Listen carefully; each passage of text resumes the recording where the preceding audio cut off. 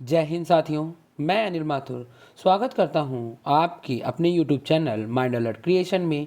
दोस्तों, आज का हमारा टॉपिक है मौर्य साम्राज्य। तो मौर्य साम्राज्य जो है वो बहुत ही बड़ा और विस्तृत है। इसके अंदर आपको चंद्रगुप्त मौर्य, बिंदुसार और अशोक के बारे में जानकारी मिलेगी।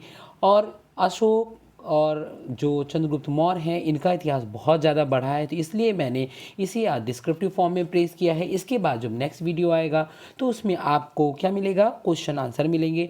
तो आज हम लोग मौर्य साम्राज्य को पॉइंट टू पॉइंट डिस्कस कर लेते हैं और इनकी क्या उपलब्धियां रहीं, क्या खासियत रही, इनका सैन्य प्रशासन कैसा था, इनकी जो सामाजिक व्यवस्था थी वो कैसी थी, और इन्होंने मतलब क्या क्या कार्य किए, उसके बारे में विस्तृत रूप से आज हम लोग जानकारी शुरू करेंगे। तो चलिए शुरू करते हैं वीडियो। तो शुरू करते हैं। नंद वंश के अंतिम शासक धनानंद को पराजित करके चंद्रगुप्त मौर्य ने मगध में मौर्य साम्राज्य की स्थापना की। यानी जो मौर्य सम्राट था उसकी स्थापना किसने की थी? उसकी स्थापना की थी चंद्रगुप्त मौर्य ने। किसने की थी? चंद्रगुप्त मौर्य ने। मौर्य वंश के बारे में निम्नलिखित जानकारी जो है वो विभिन्न स्रोतों से मिलती है। तो चलिए देख लेते हैं वो स्रोत कौन कौन से हैं जहाँ से हमें जो मौर्य वंश है उसकी जानकारी मिलेगी। तो पहले है साहित्यिक स्रोत। साहित्यिक स्रोत में अर्थशास्त्र। तो अर्थशास्त्र जो है आपकी पुस्तक वो किसने लिखी थी? वो लिखी थी आपकी चाणक्य ने। किसने लिखी थी? चाणक्य ने। किसने लिखी थी? चाणक्य ने लिखी थी। ठीक है। और फिर उसके बाद जो इंडिका है वो आपकी लिखी थी मेगास्थनीज ने। किसने लिखी थी? मेगास्थनीज ने लिखी थी। और जो मुद्रा राक्षस है वो आपकी जो लिखी थी वो लिखी थी विशाख दत्त ने। किसने लिखी थी? विशाख दत्त ने। और जो अन्य जानकारी हमें मौर्य साम्राज्य के बारे में मिलती है वो जैन और बौद्ध ग्रंथों से मिलती है, क्योंकि जब मौर्य साम्राज्य की स्थापना हुई उसके पहले जैन और बौद्ध धर्म का उदय हो चुका था, उनका प्रचार प्रसार बड़ी मात्रा में हो रहा था। तो और जो इसके पुरातात्विक स्रोत हैं, पुरातात्विक स्रोतों में हमें मिलेगा अशोक के अभिलेख, जूनागढ़ अभिलेख या रुद्रदमन अभिलेख। तो ये जो 3 अभिलेख हैं यहाँ से भी आपको मौर्य साम्राज्य के बारे में जानकारी मिलती है। तो यहीं से मतलब जो है इतिहासकारों ने जो जानकारी है वो इकट्ठा की, या जो ये पुस्तकें हैं उनसे इकट्ठा की, और क्या किया, इसको एक जगह समावेश किया, जिसे आज हम लोग प्राचीन भारतीय इतिहास के नाम से जानते हैं, पढ़ते हैं और लिखते हैं। तो देखते हैं मौर्य साम्राज्य का विस्तार। जो मौर्य साम्राज्य का विस्तार था वो कहाँ से कहाँ तक था? चंद्रगुप्त मौर्य ने मौर्य वंश की स्थापना की थी और एक विस्तृत राज्य की स्थापना की। विस्तृत राज्य मतलब इतना बड़ा विशाल साम्राज्य था कि जो कहते हैं कि जैसे सूर्य अस्त ना होना, तो जैसे ब्रिटिश साम्राज्य जो था वो भी काफ़ी बड़ा था, उसी प्रकार जो ये मौर्य वंश था वो भी काफ़ी बड़ा था। तो इसमें क्या क्या हुआ था? उसने उत्तर में हिमालय से लेकर दक्षिण में मैसूर, उत्तर में कहाँ? हिमालय, और दक्षिण में मैसूर, पूर्व में बंगाल से लेकर उत्तर पश्चिम में हिंदुकुश पर्वत, पश्चिम में कहाँ तक? हिंदुकुश पर्वत। जो हिंदुकुश पर्वत आपका कहाँ पड़ता है? अफगानिस्तान की सीमा से सटा हुआ जो पड़ता है वो हिंदुकुश पर्वत है। तो ये कहाँ से था? बंगाल से लेकर हिंदुकुश पर्वत तक, और उत्तर में हिमालय लेकर दक्षिण में मैसूरपुर तक, पश्चिम में अरब सागर तक अपने साम्राज्य का क्या किया था? विस्तार किया था। कहाँ तक विस्तार किया था? पश्चिम में अरब सागर तक अपने साम्राज्य का विस्तार किया था। तो देखते हैं, इसको हम लोग एक मैप के माध्यम से समझ लेंगे कि ये जो देखिए मैप है, ये आपका जो हिस्सा पड़ता है ये आपका यहाँ पड़ता है बंगाल। कहाँ तक पड़ता है? ये आपका पड़ता है बंगाल। पहले बांग्लादेश और जो पश्चिम बंगाल थे वो एक ही थे। तो यहाँ पर ये बंगाल हो गया, यहाँ पर आपका ये मैसूर। तो मैसूर साम्राज्य जो आज वर्तमान में है उसे हम लोग कर्नाटक बोलते हैं। और यहाँ पर आपका ये हो गया ईरान। कहाँ तक हो गया? ये ईरान तक। और ये आपका है हिमालय। क्या है ये? हिमालय। हिमालय रेंज पड़ती है। तो इस तरीके से हम देख सकते हैं कि जो मौर्य साम्राज्य था वो बहुत ही ज़्यादा विस्तृत था। तो अब हम लोग देख लेते हैं मौर्य साम्राज्य के शासक। मौर्य साम्राज्य में कौन कौन से शासक हुए उसकी भी जानकारी हमें होनी चाहिए। तो जो मौर्य साम्राज्य की स्थापना थी वो चंद्रगुप्त मौर्य ने की थी। उनके बाद उनके पुत्र बिंदुसार राजगद्दी पर बैठे। बिंदुसार के पुत्र अशोक गद्दी पर बैठे। अशोक के बाद दशरथ मौर्य। दशरथ मौर्य के बाद संप्रप्ति, देववर्मन, शालीशुक, शतधन्वन और बृहद्रथ। जो अंतिम शासक थे आपके वो कौन थे? बृहद्रथ थे। और यहीं से मौर्य साम्राज्य का क्या हो गया था? पतन हो गया था। इनकी जो हत्या थी वो किसने की थी? पुष्यमित्र शुंग ने की थी। किसने की थी? पुष्यमित्र शुंग ने की थी। और इनको मारने के बाद शुंग वंश की स्थापना की थी। वो एक अलग टॉपिक है, तो उसको हम लोग दूसरे वीडियोस में डिस्क्राइब करेंगे। लेकिन आज हम लोग मौर्य साम्राज्य के बारे में पढ़ रहे हैं, तो वीडियो में लास्ट तक बने रहें, आपको कुछ ना कुछ अच्छी जानकारी मिलेगी। अगर आपको अच्छी जानकारी मिलती है तो प्लीज़ वीडियो को लाइक एंड शेयर करना ना भूलें। और चलिए देखते हैं आगे।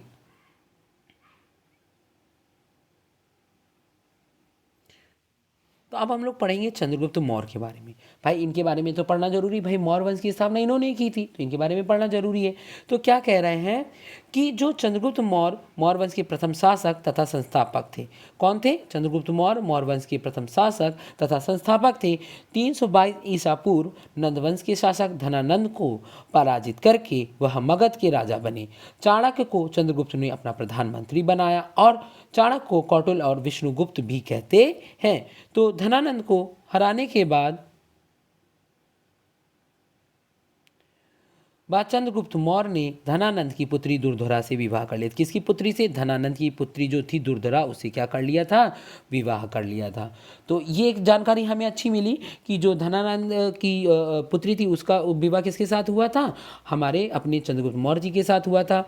और फिर उसके आगे देखते हैं यूनानी लेखकों के द्वारा चंद्रगुप्त को दिए गए नाम, मतलब जो यूनानी लेखक थे उन्होंने चंद्रगुप्त को क्या क्या नाम दिए थे। तो उसमें सबसे पहले है प्लूटॉर्क। प्लूटॉर्क ने जो चंद्रगुप्त मौर्य थे उनको क्या कहा था? एंड्रोकोट्स कहा था। क्या कहा था? एंड्रोकोट्स। और जस्टिन ने क्या कहा था? इनको सैंडोकोट्स कहा था। क्या कहा था? सैंडोकोट्स कहा था। तो ये जो जस्टिन है इन्होंने ही सिकंदर महान की भेंट का भी उल्लेख किया। मतलब सिकंदर महान और जो चंद्रगुप्त मौर्य है उनका जो है क्या बोलते हैं, जो मिलन था, वो जो क्या नाम बोलते हैं, मीटिंग हुई थी, उसका जो उल्लेख है वो जस्टिन ने ही किया है। ठीक है। तो और जो क्या नाम बोलते हैं आपके ये सर विलियम जोन्स जो थे वो उन्होंने सर्वप्रथम बताया कि यह चंद्रगुप्त मौर्य का ही नाम है। विलियम जोन्स ने क्या बताया? विलियम जोन्स ने कब बताया? 1793 ईस्वी में बताया कि जो ये सैंड्रोकोट्स या एंड्रोकोट्स है वो क्या है? चंद्रगुप्त मौर्य ही है। तो 305 ईसा पूर्व में सेल्यूकस निकेटर ने मगध पर आक्रमण कर दिया। आप देखिए यहाँ पे सुनिएगा, जो सेल्यूकस निकेटर था उसे लगा कि जो मगध है वहाँ पर अभी भी धनानंद का राज्य है और उसने इसी सोच के साथ कि मैं मगध को विजिट कर लूँगा, उसने क्या कर दिया? भारत पर आक्रमण कर दिया। लेकिन उसे ये नहीं पता था कि जो चंद्रगुप्त मौर्य है वो गद्दी पर आसीन हो चुके हैं। और उस समय जो सिकंदर थे उनकी जो थल सेना के प्रमुख थे वो सेल्यूकस निकेटर थे और जो जल सेना थी उसके जो प्रमुख थे वो थे कौन थे? निर्याकस। कौन थे? निर्याकर्स। ये कौन थे? जल सेना के प्रमुख थे। थल सेना के प्रमुख सेल्यूकस निकेटर और जल सेना के प्रमुख निर्याकर्स। ठीक है। तो अगला क्या है आपका? उन्होंने क्या किया? चंद्रगुप्त मौर्य ने उन्हें पराजित कर दिया। और जो उनकी पुत्री कार्नेलिया थी या हेलेना भी कहते हैं, क्या कहते हैं? कार्नेलिया और या हेलेना, उसके साथ क्या कर लिया? उन्होंने विवाह कर लिया। अब देखिए पहले के राजा महाराजा क्या करते थे? एक दूसरे से युद्ध करते थे। अब जो विजित हो जाता था वो दूसरे राजा पर हावी हो जाता था, तो एक दूसरे की जो पुत्री थी या पुत्र थे उसका विवाह कर देते थे। इससे आपसी संबंध प्रगाढ़ हो जाते थे और लड़ाई झगड़ा बंद हो जाता था। कुछ चीज़ें ले लेते थे और कुछ चीज़ें क्या करते थे? लोगों को मतलब आपस में एक दूसरे को दे देते थे। तो अब उसमें शर्तें क्या क्या रखी गई थी? देखिए शर्तें थी, युद्ध की शर्तों के अनुसार सेल्यूकस निकेटर ने 4 प्रांत, कौन कौन से? 4 प्रांत किसने दिए थे? 4 प्रांत दिए थे सेल्यूकस निकेटर ने। काबुल, कांधार, हेरात और मकरान किसको दे दिए थे? चंद्रगुप्त मौर्य को दे दिए। इस चीज़ को आपको ध्यान रखना, ये क्वेश्चन कई बार पूछा गया है कि जब चंद्रगुप्त मौर्य ने सेल्यूकस निकेटर पर विजय प्राप्त की थी तो उनको कौन कौन से 4 राज्य मिले थे? काबुल, कांधार, हेरात और मकरान। इसी तरीके जो चंद्रगुप्त मौर्य थे उनका जो शासन था वो ईरान तक हो गया था। चंद्रगुप्त मौर्य ने भी 500 हाथी सेल्यूकस निकेटर को भेंट दिए थे। अब देखिए उन्होंने, मतलब मैंने कहा ना कि जब विवाह होता है तो क्या होता है? आदान प्रदान होता है। उस आदान प्रदान में जो सेल्यूकस निकेटर जी थे उन्होंने क्या किए? 4 राज्य चंद्रगुप्त मौर्य को दे दिए और जो चंद्रगुप्त मौर्य थे उन्होंने 500 हाथी सेल्यूकस निकेटर को भेंट कर दिए।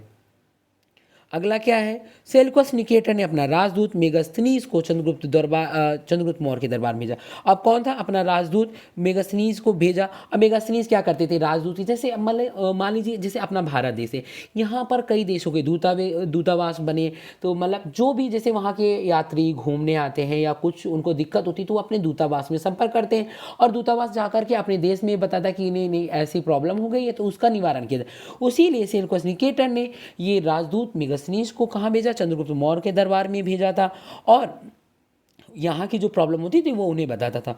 मेगास्थनीज की जो पुस्तक इंडिका में मौर्य वंश की जानकारी मिलती है, जो इंडिका इनकी पुस्तक है उसमें क्या मिलता है? मौर्य वंश की जानकारी मिलती है।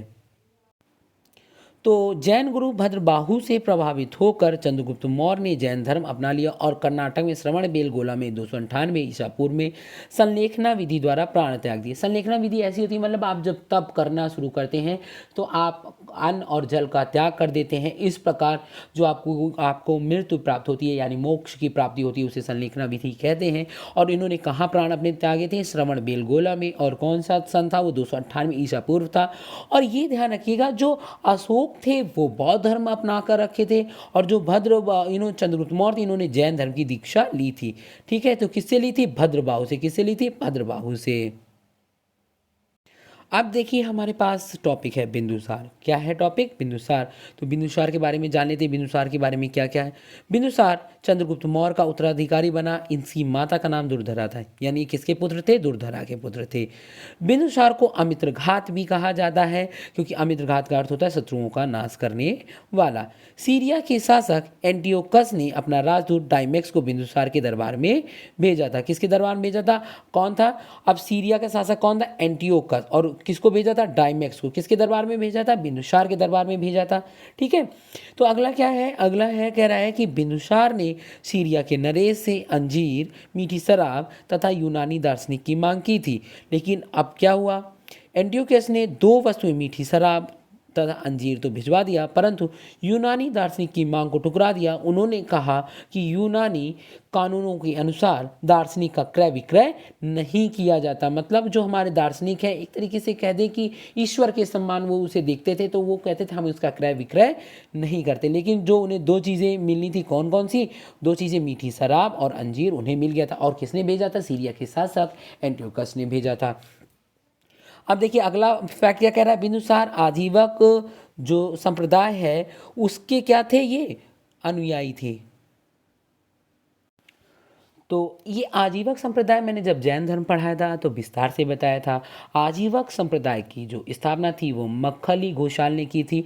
और वो जैन धर्म से पहले तो जुड़े थे मक्खली घोषाल, लेकिन फिर उन्होंने क्या कहा कि उन्होंने आजीवक संप्रदाय की स्थापना की और उन्होंने कहा नियतिवाद। नियतिवाद का मतलब था कि जो संसार की प्रत्येक वस्तु है वो भाग्य द्वारा एवं पूर्व नियंत्रित एवं संचालित होती है। इसलिए बिंदुसार को कहीं ना कहीं लगा होगा कि आजीवक संप्रदाय उनके लिए श्रेष्ठ है, तो उन्होंने आजीवक संप्रदाय को अपनाया।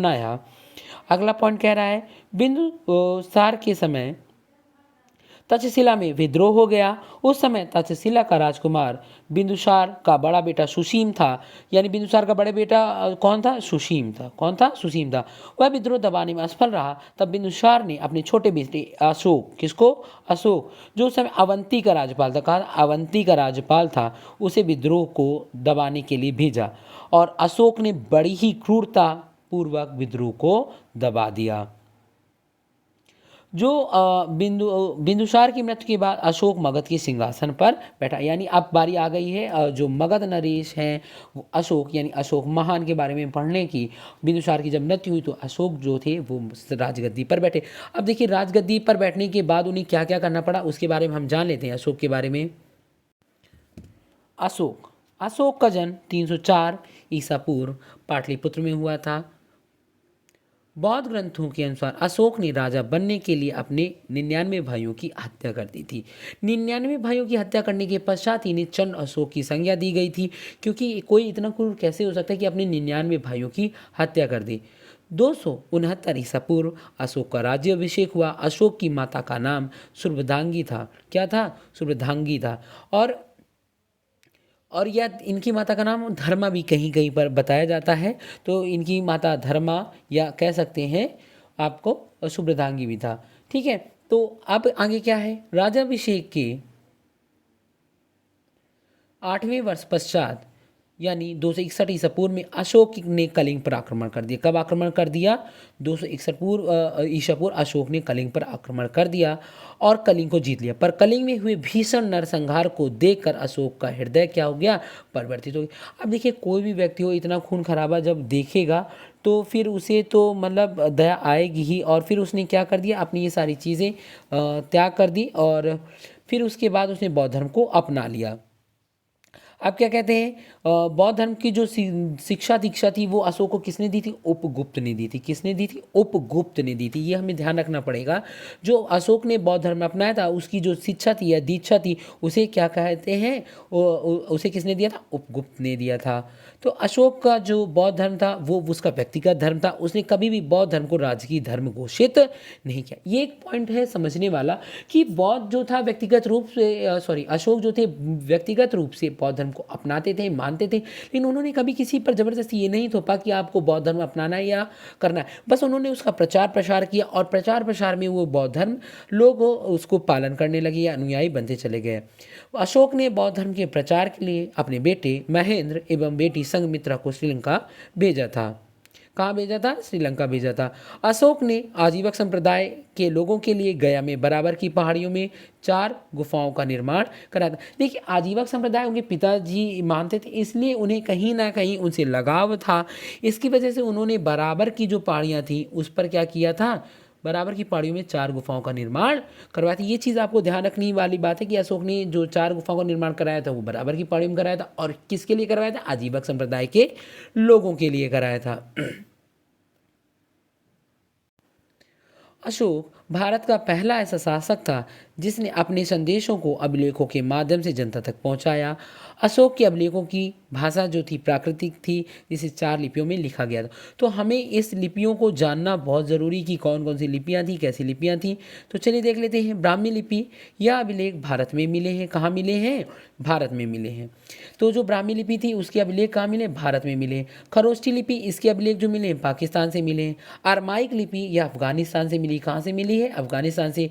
और ग्रीक लिपि यह अफगानिस्तान की उत्तरी सीमा से मिलती है। तो कौन कौन सी लिपियाँ थी? ब्राह्मी लिपि, खरोष्ठी लिपि, अरमाइक लिपि या ग्रीक लिपि। तो ब्राह्मी लिपि के अभिलेख मिले हैं भारत में, खरोष्ठी लिपि के मिले हैं पाकिस्तान में, अरमाइक लिपि के मिले हैं आपको अफगानिस्तान में, और ग्रीक लिपि के मिले हैं आपको अफगानिस्तानी उत्तरी सीमा। तो उत्तरी सीमा यानी आप मान सकें कि जो ईरान या सीरिया से लगे हुए जो क्षेत्र हैं। तो कहते हैं खरोष्ठी लिपि दाएं से बाएं लिखी जाती थी। ये इंपॉर्टेंट फैक्ट है। तो खरोष्ठी लिपि कैसे लिखी जाती थी? दाएं से बाएं लिखी जाती थी।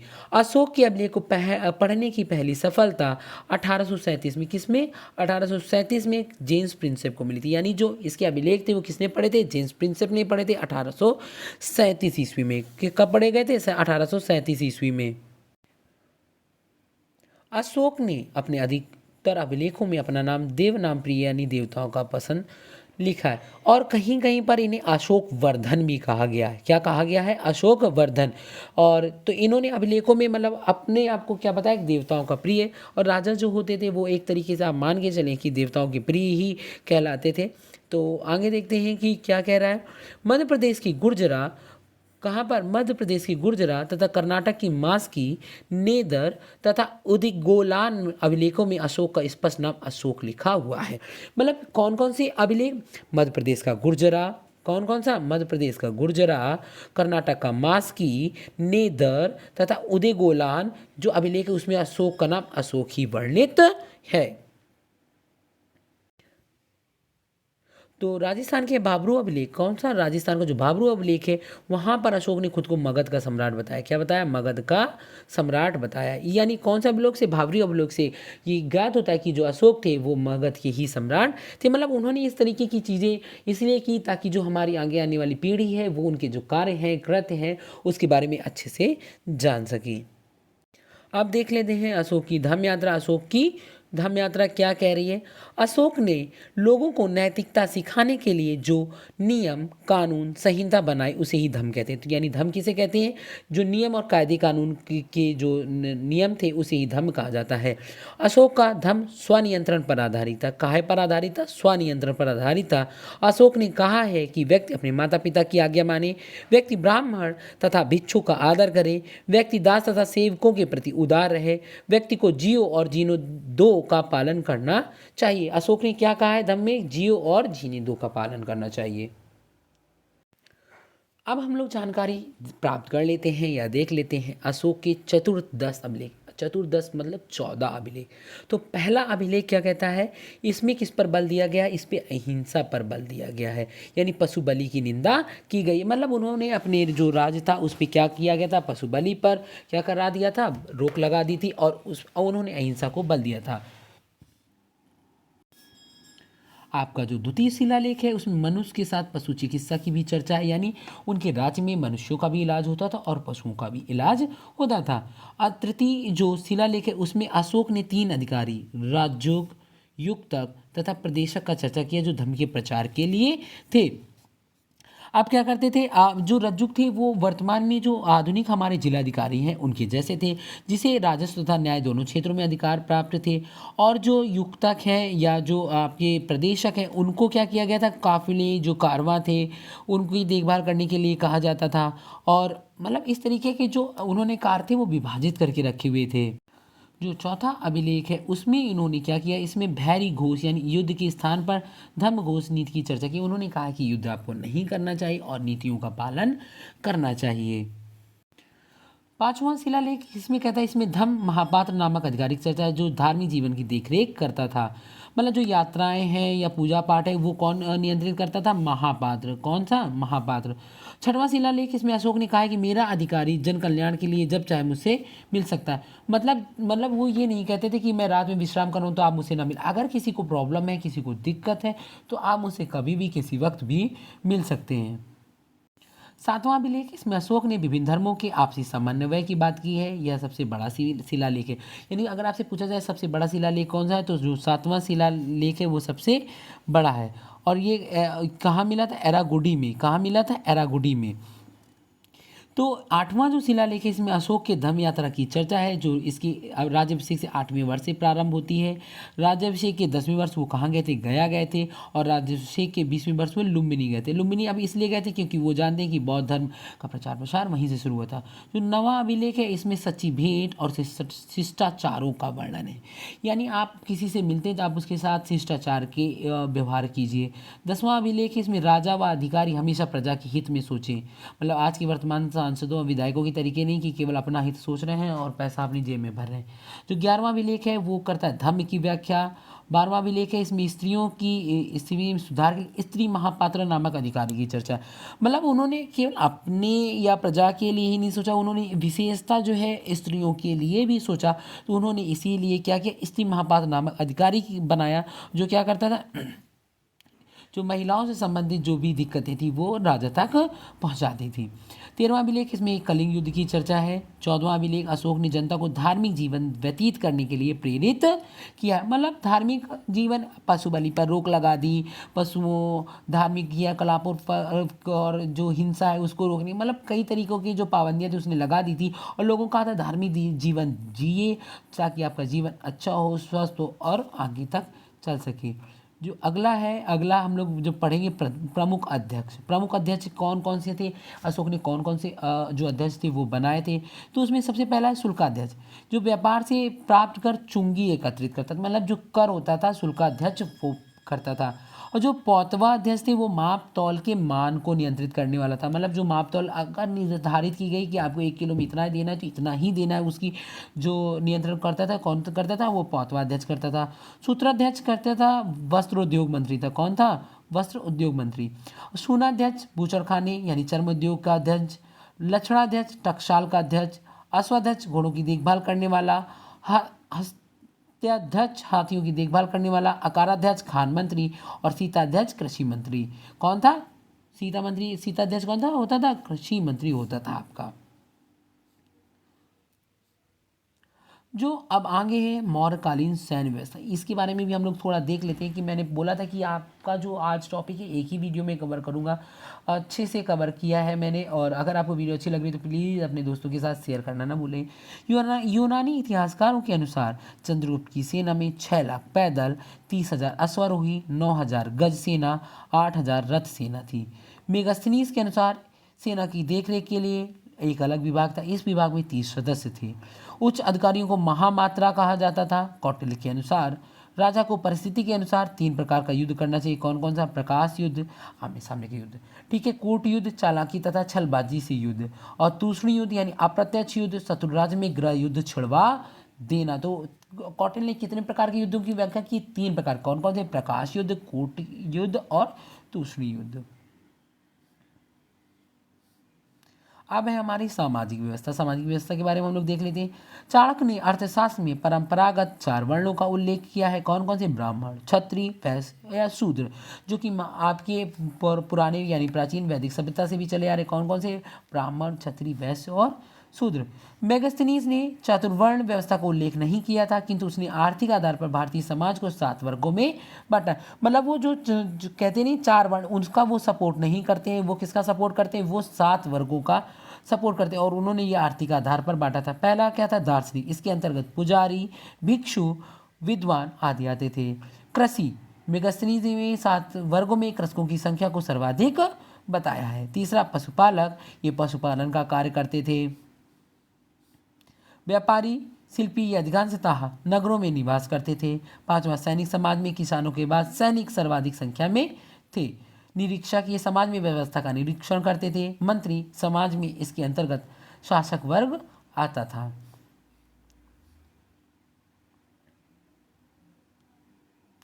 अब है मौर्यकालीन वास्तुकला। मौर्य काल में लकड़ी के भवन हुआ करते थे, जो वर्तमान पटना से मिले हैं। मौर्य काल में पत्थर के कुशल कारीगर होते थे। अशोक ने मध्य प्रदेश में साचू का स्तूप बनवाया है, जो सबसे बड़ा स्तूप है। अशोक ने यूपी के सारनाथ में अशोक स्तंभ बनवाया, जिस पर 4 पत्थर के शेरों को एक ही जगह रखा गया, जो अहिंसा का सूचक है। यही भारत का राष्ट्रीय चिन्ह भी है। तो मित्रों, मैंने इस प्रकार मौर्य साम्राज्य की व्याख्या कर दी है पॉइंट टू पॉइंट। अगर आपको अच्छा लगता है तो वीडियो अपने दोस्तों के साथ शेयर करें, और इसके रिलेटेड जो प्रश्नोत्तर हैं आपको वो नेक्स्ट वीडियो में मिलेंगे। तब तक जुड़े रहिए हमारे अपने यूट्यूब चैनल से, और पढ़ते रहिए और सिलेक्शन लेते रहिए।